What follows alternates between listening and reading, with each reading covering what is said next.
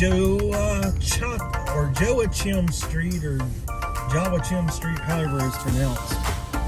We are right here by the Battle House Hotel, which is a very historic hotel here in Mobile. So, yeah.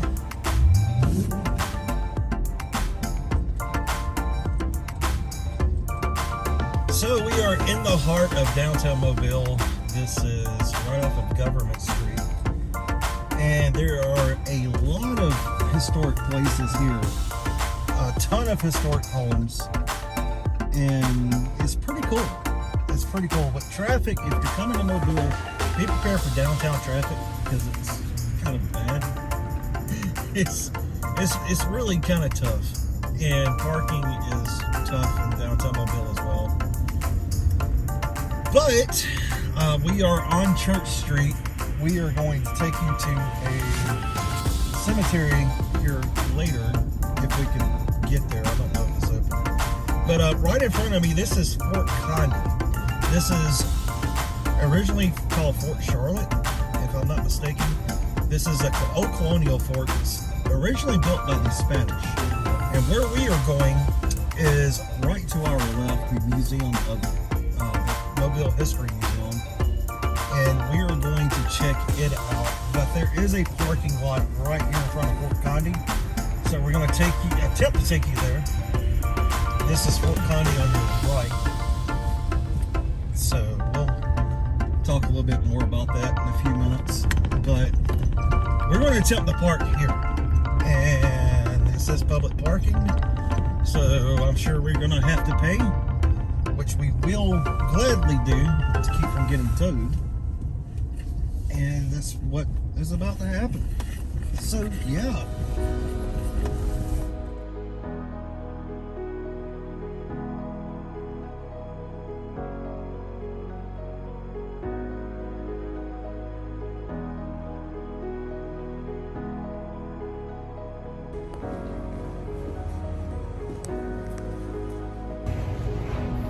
Alright guys, so we are at the History Museum of Mobile, and very beautiful place. And I am standing in front of Mary Ann, who is the goddess of liberty. So let's give you a little peek.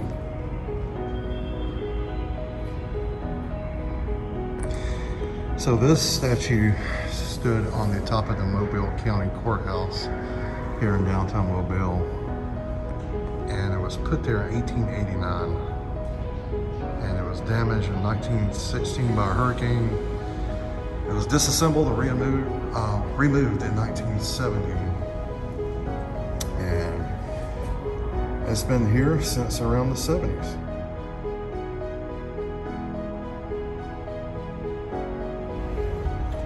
So when we got here today, they didn't know this, but there's actually a mummy display here as well that we're going to check out. And man, check this room out. Look at all the carriages behind me. So let's take a look and see what we can find in here. Before the invention, of course, of the automobile, this was the way to get around, and this is a braking car. These were used around, this one is in particular was used in 1895, and they were used to train horses to pull buggies, bigger buggies such as this one. And this is a carriage that was named in honor of Queen Victoria. This is from around 1900, and this is more of a Victorian era carriage, and it's pretty neat. You can tell the thing that baffles me is the brake system on these things with the brake, and then you have a handle up here that will help brake this thing, and then you have this carriage. This is a postman's buggy. This is from around 1890 as well. So this is where goods such as this were on stagecoaches like this, and they would have been carried to your house or to a post office. And it says there was a sliding door on this for easy access to the cab. And this carriage is a panel boot Victoria carriage. This carriage is from around the same time period. And you could tell the lights, there was no headlights, so they operated off of kerosene, gas, or there was no gas then, but kerosene. And then you have more elegant carriages like this one. This is what you typically think of when you think of maybe a Queen's carriage. This carriage is from 1850, and this was a basically high status carriage. This would have been what you would have sat in if you were pretty wealthy.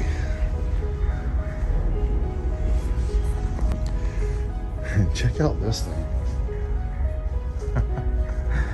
Very red, very red. And then of course you have your more simple carriage here. This was from 1900. And then this one was an older one from around 1880 or so. And this was a real simple carriage. You think of this now when you see Amish carriages. And then you have another example of a carriage here.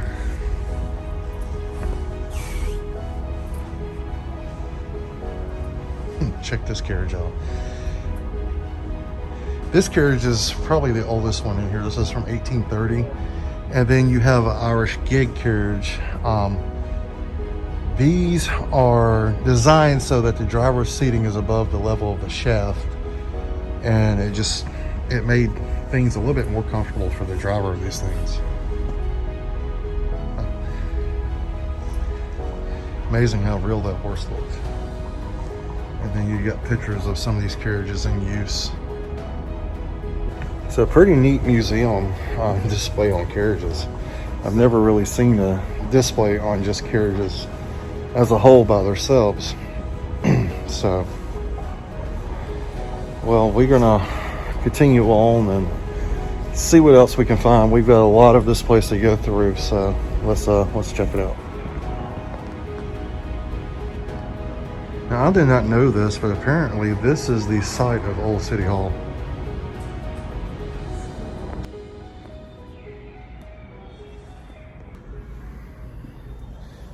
So at one time this would have actually been covered. I mean, not covered, but been on the street view. And let's look in here and see what we have. Oh wow, pretty good. Okay, so associated with what we're filming next week, this room is very neat. This room is dealing with the history of Mobile Bay as a maritime. And from 1862 to 1864, you had the CSS Alabama that burnt 69 Union vessels. And this ship was a really famous Confederate ship. And this is one of the cannons off of the CSS Alabama. Pretty neat. Some more objects off the CSS Alabama as well.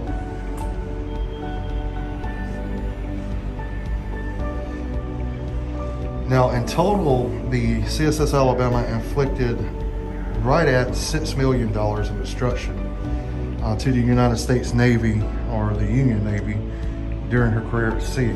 And in the backdrop, you can see an original photo of the CSS Alabama, and over in the corner right here of the photo, you can see one of these cannons. And this is actually one of the cannons taken off of the ship itself. And then you have other artifacts in here, such as the presentation sword. After the sinking of the CSS Alabama,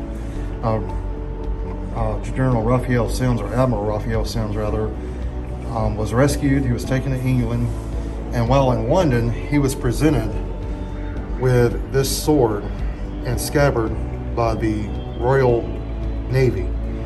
And inscribed on the blade are the initials RS for Raphael Sims, CSN for Confederate States Navy, and the word Alabama. Now let's see if we can't locate that. Now there you go. Presented to Captain Raphael Sims of the United States Navy. Check that out. Presented by the Royal Navy. Look at the handle of this. So pretty neat. He actually held this sword. And then another little artifact there. This was images of Sims for the USS Kearsarge. Captain John Winslow is pictured with him, and the sinking of the CSS Alabama was carved into this whale's tooth. So this is a whale's tooth that someone acquired. This is a globe that was owned by Raphael Sims. This globe dates back to 1836. And alongside of the globe, you have a Raphael Sims ambrotype photograph. And this is thought to be one of the earliest known photographs of Raphael Sims.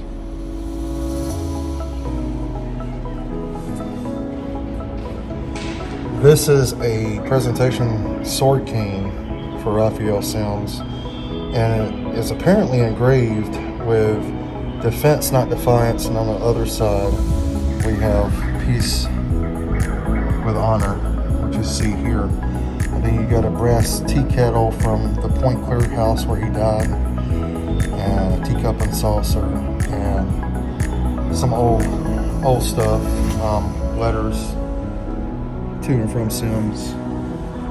So the cup actually has Sims' name on it. Sims' name on it as well. This is a portrait of Raphael Sims, made here in Mobile, Alabama. And then you have his revolver and different things, his bullet mold and cleaning tool and different powder flask and another tool for the revolver itself. And then a bust of Sims.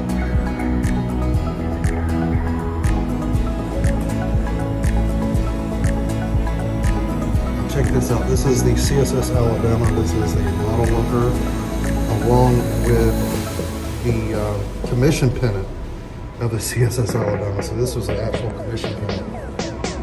Check this out. So this is the original commission pennant on the ship was at, and it flew on the ship. So here are some different things that actually come off the ship itself. Different chinaware, some bowls, some cups, and then this is some other things that was recovered off of the ship itself as well. You got the ship's bell, and this was actually the toilet that the officer used. And why would you? I don't know. We'll talk about that. So this is where they actually went pee-pee and poo-poo, and it's a pretty cool sight. So I've never seen that. That's the first time I've ever seen anything like that. And then you got some more pieces off of the ship itself here. So check that out. Isn't that just so cool? You can actually see wood from the ship still in green. So pretty neat. And then a photo or the front of Harper's Ferry Weekly with the sinking of the USS Alabama. Okay, so apparently you can come in here and they have an exhibit called The History of Mobile and 22 Objects, which is just kind of going through telling the story of the history of Mobile, and it's pretty cool, so let's check it out.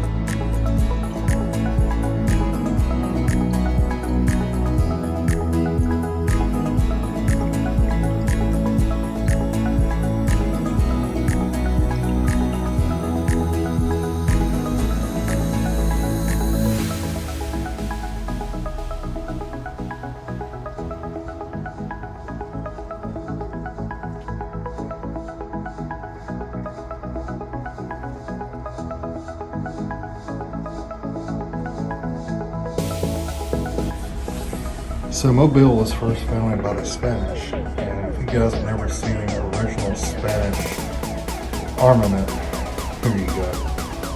There's a Spanish helmet, Spanish lance heads, spear, and a sword. And that's an Italian swept hilt reef is what that proper name for the sword is. And then we have a gunpowder tester, which is very cool to see up close. I've never seen one of those up close. So very neat. And then over here, we of course have a blunderbuss. And check this thing out. Awesome. And then you have trade items, breast sword guard that was found here at Fort Louis de la Mobile, and then some Spanish coins that were found at the same site. And all of this is stuff they would have traded for the most part. So, and this is an original journal from 1720 of a young French naval officer, Berthet de la Cloupe.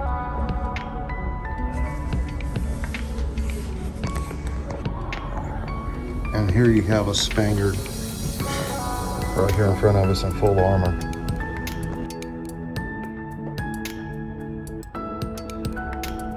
Now this is extremely cool.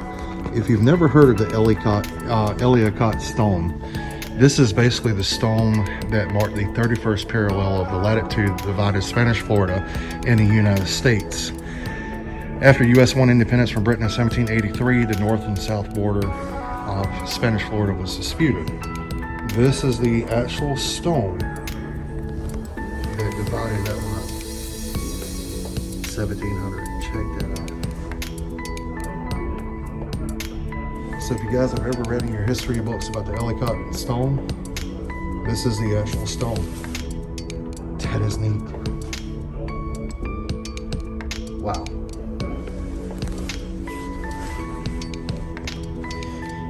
And here are some more of the arrowheads and different Native American artifacts, clay pipes, arrowheads, axe heads, some small arrowheads here for arrows and projectiles, some pottery, and then several other pieces here.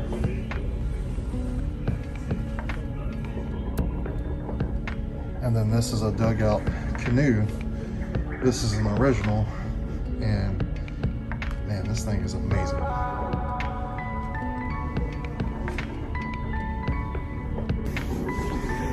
The cool thing about these artifacts right here behind me is these come from my people and where I live, as I live on a Creek Indian reservation. And, you know, I'm Creek Indian descent myself, and these were my ancestors' actual things from when they lived in this area. So, pretty cool to be able to see stuff like that up close. Here's some items from British trade. This is a paling from King's Wharf, which was the colonial wharf here in Mobile, and then French beads and hand-blown glass from rum bottles and coins and a copper kettle. Check that copper kettle out. And then you have another rapier from the period of King Louis from the British colonists.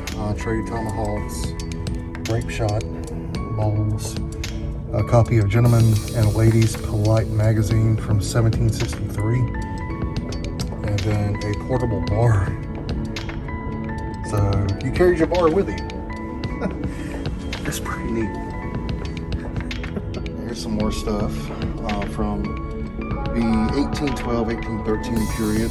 1812 sword there, flintlock pistol, a musket barrel that was associated with the 1781 battle at Spanish Fort, bayonet from the Battle of Spanish Fort, and a Spanish olive wine jar, and then horse bits and some coins. And this is a U.S. Army hat plate from 1825. It's pretty cool. Check this out. Actually, have a little cut out of a slave ship here. We're talking about human cargo.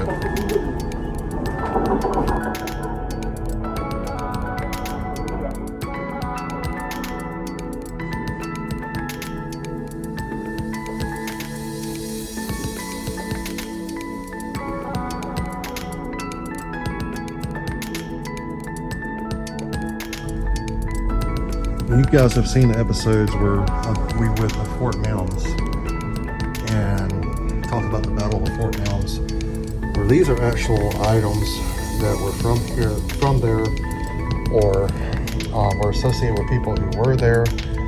And this is one of the original drawings of the Battle of Fort Mummies, the massacre at Fort Mummies. Wow, that is pretty cool. And then you got a survivor of Fort Mummies embryo type or tintype there. Original lithograph of Andrew Jackson, signed by Andrew Jackson. A beaded bag from the time period. Musket. Some tinder lighter and other things there. And this is pretty cool. This is Tecumseh's tobacco pouch. He was a Native American leader during the time of the Battle of Fort Mummies. And this was his actual tobacco pouch made out of a turtle.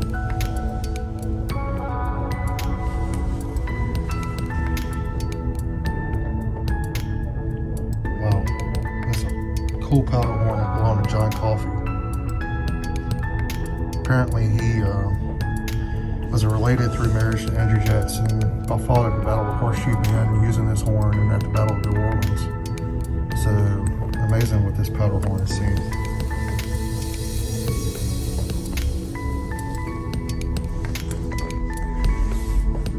Now this is really cool. This is the battle flag of the 21st Alabama Infantry of Confederate Volunteers. They fought in a lot of battles. They were garrisoned at Fort Blakely, garrisoned at Fort Morgan. They were in Spanish Fort. They fought in all of those battles. And this is one of the units that is going to be associated with what we're going to be doing next weekend. And this was their actual battle flag. And you can see, some blood stains on this thing, and different parts where the bullets just went through. And it's just, you can tell it's just decaying over time. This thing is literally falling apart. Check that out. This was actually found in Spring Hill College in the college library. Pretty cool. Check this out. Talking about Mobile in the First World War.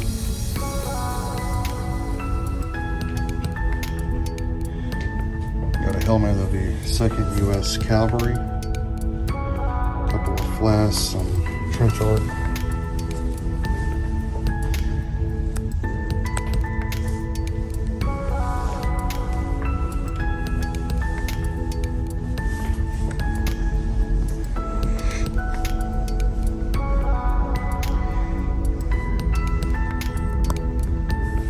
During World War II, the ladies here in Mobile were on the home front working, shipbuilding, welding, getting the war effort going back here at home.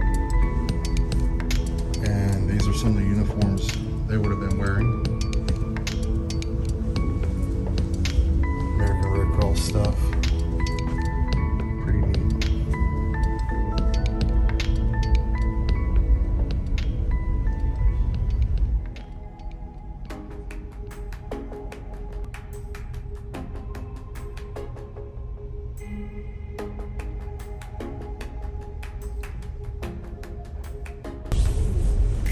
I thought this was pretty cool.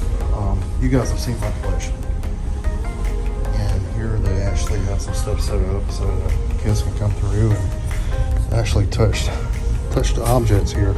And you guys have seen all of this on the channel. I have a piece of everything on this table in my collection, so that's pretty cool. And then you have some stuff here, a Japanese flag. This flag was captured during World War II and was signed by Japanese soldiers, families, friends, and neighbors. And then you have a Japanese Ambu pistol. This was an 8mm pistol. This one was manufactured around 1944. And you have some American dog tags. Then you have a Japanese rifle. And this was captured by J. Gaines He served in the Army Air Corps Company B, 1874th Engineer Aviation Battalion and the Pacific Theater during World War II. And he captured this rifle from his time there. And then the original Marine Corps helmet there. Some ID cards. Some uniforms for a sailor. And there's a German Eagle. Have one of those in my collection. Nazi party badge, belt buckle, the insignia, Hitler Youth knife. So then medals for your campaigns, World War II Victory Medal, American Campaign Medal, and the Sonic Pacific Campaign. Check this out. There's a schoolhouse right here. Pretty cool. But guys, this is a pretty cool museum. I'm really enjoying it. It's been a long time since I've been here. But this is just a downstairs portion. So you can see behind me as we're walking right here, a bunch of silverware here as well. So there we go. Wow, pretty cool. But yeah, let's keep going. Here's another look at the silverware, and this is a Confederate officer's sword. This belonged to Colonel John F. Colony, and it's actually manufactured by James Conner. So pretty cool. He was a member of the 29th Alabama and was presented the sword. And also the same guy made all of the silver. Pretty neat. Check this out. Wow. And then you have more silver here. And we're back to the carriages. So let's go upstairs.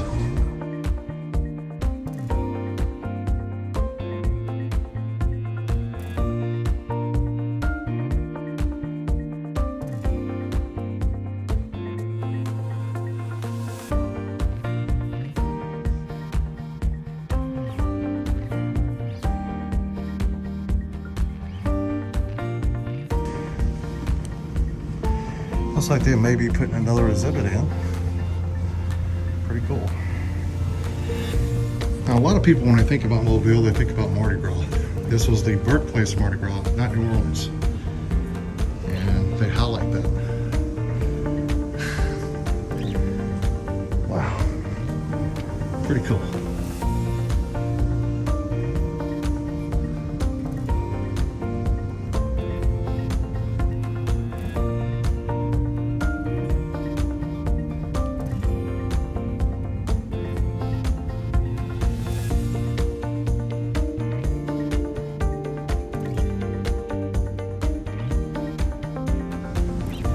So we are in the main portion we wanted to visit, and this highlights the Civil War history of Mobile. And one of the major contributing things that Mobile did during the American Civil War was this thing right here. This is the CSS Homely, and there's a look inside of what the guts of the CSS Homely looked like with the men inside. It wasn't very big, and then in order to get a better sense of what it was like inside of the Homely, is this little half replica of the Homely itself. Now, I'm not going to get in here because I won't be able to get out. But this is actually what the inside of the Homely looked like. And you have this bar, which was turned.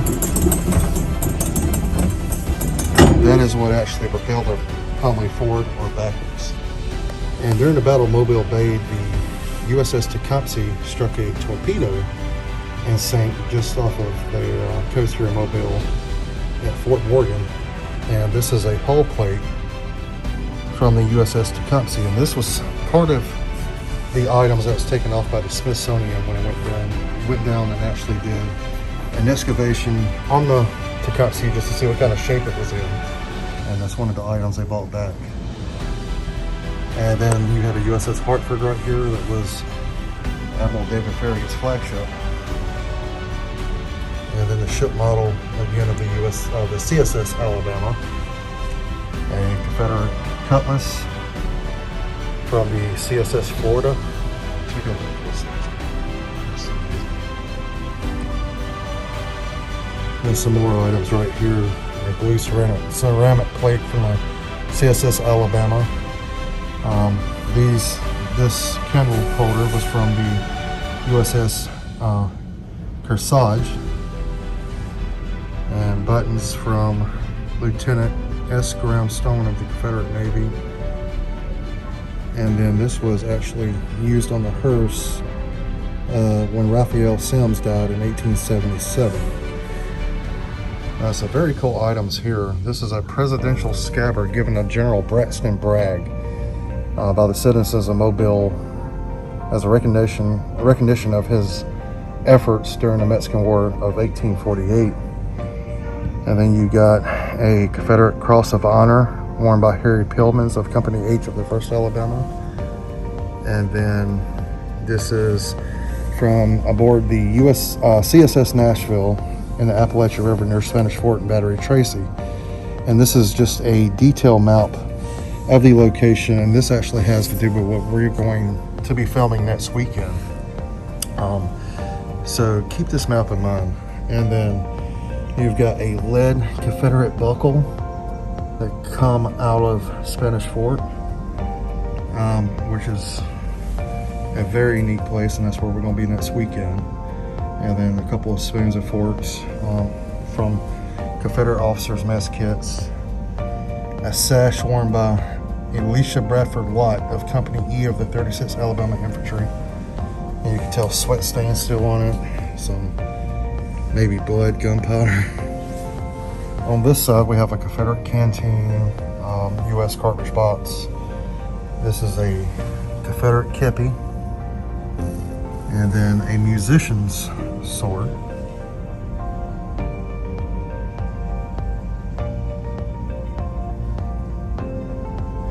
And this is a wooden grave marker that they used back then of W.M. Caulfield. He was a Mobile Cadet 3rd Infantry of the Alabama Regiment.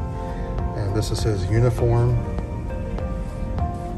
This is a sword from Dick Roper, another Mobile Cadet. And a smoking pipe of Robert M. Sands.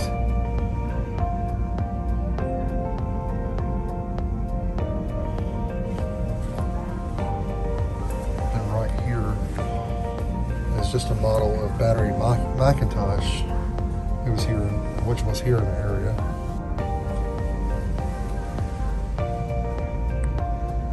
A huge painting of a soldier here.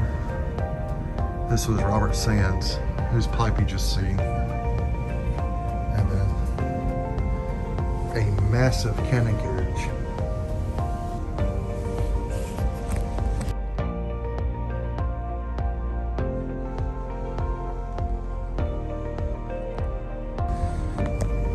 Check out this flag. This is the Harper Ferry flag. It was taken the 4th of July of 1864.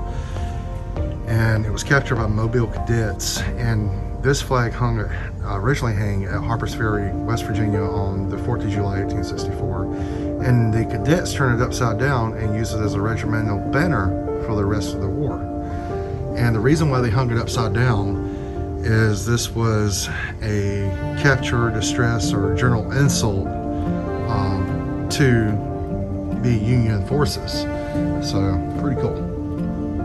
That is a very old flag and a very cool flag with a very neat history.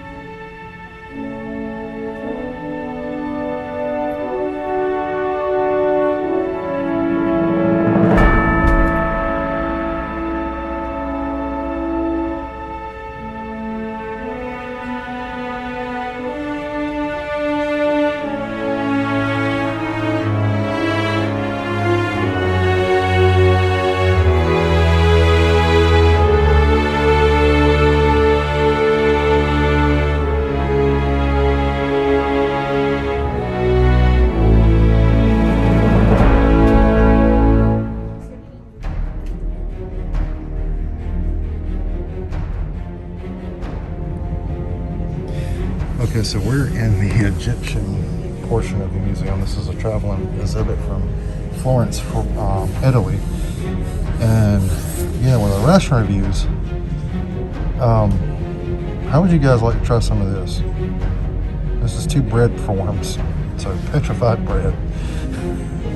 From 656 to 332 BC. Wow.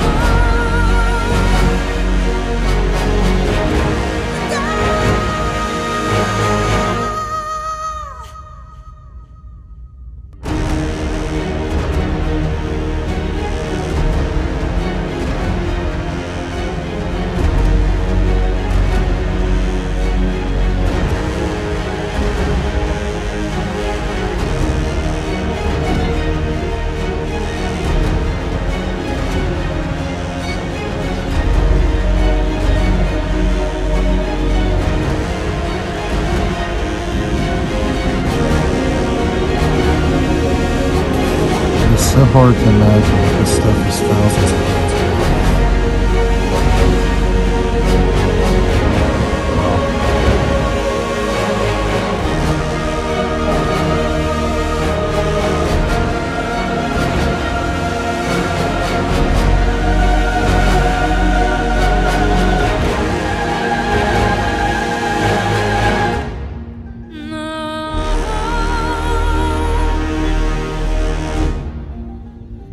Alright guys, I just rounded the corner and oh dear geez.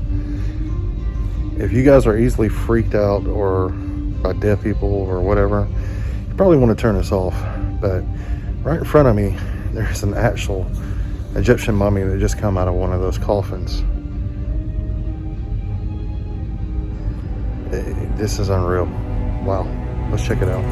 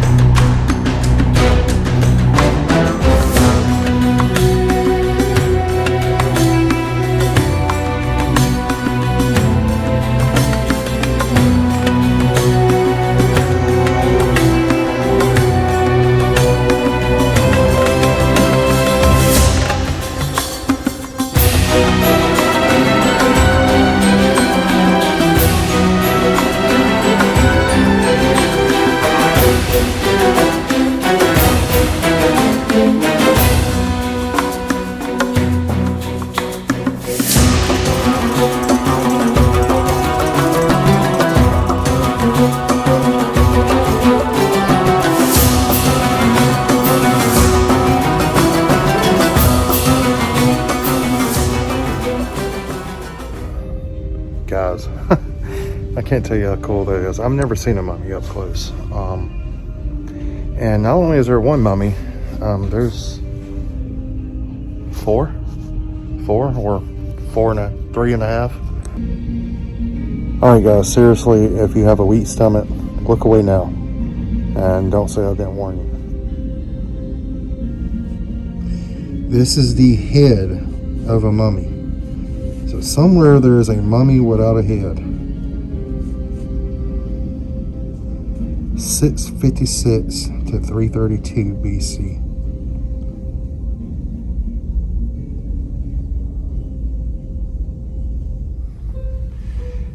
And to go with the head, here's a hand.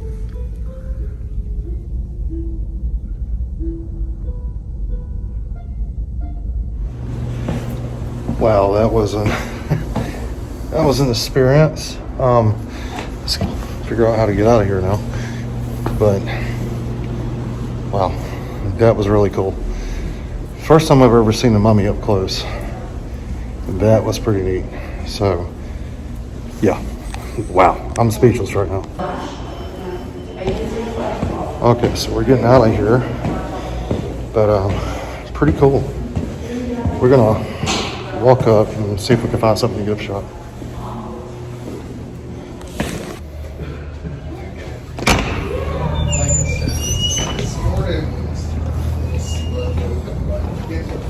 All right, so leaving the Museum of Mobile, or History Museum of Mobile rather, and a very cool place, guys.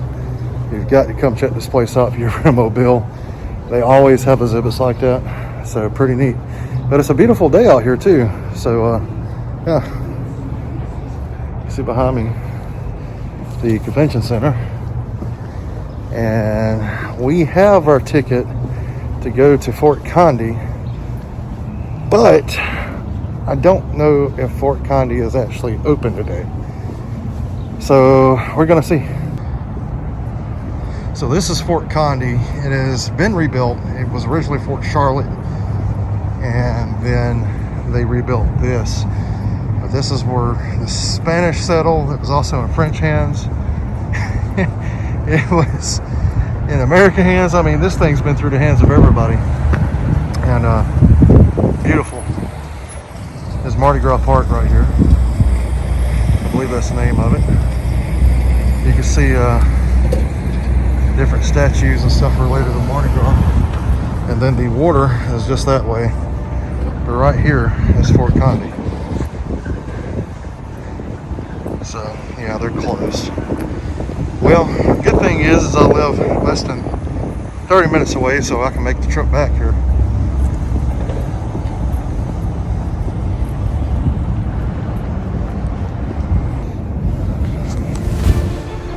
Well, guys, I hope you have enjoyed this episode of History Saver 1941. And again, we have a lot of film projects coming up in the next week on the professional side of things. We've got some TV shows in the works and different things, so we're going to be very busy. But next weekend, we have a really cool behind the scenes thing we're going to show you. We're actually filming there, but we're also going to be able to film with you guys some there as well, as it's just one of those projects to be allowed to do that. With that being said, though, we'll come back and check out this place another day when it's open and we can actually get in. And I think this episode has been long enough.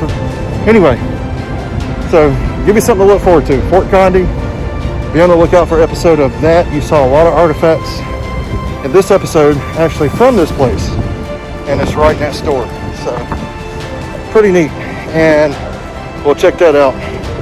Guys, get entered into the contest. Contest video is in the playlist down below. 2 videos back. Go back and watch. You see the 1,000 subscriber contest announcement. Comment on that video, like, share, subscribe to the channel, and that will get you entered. So until next time, guys, keep preserving history. Stay safe. We'll see you on the next one.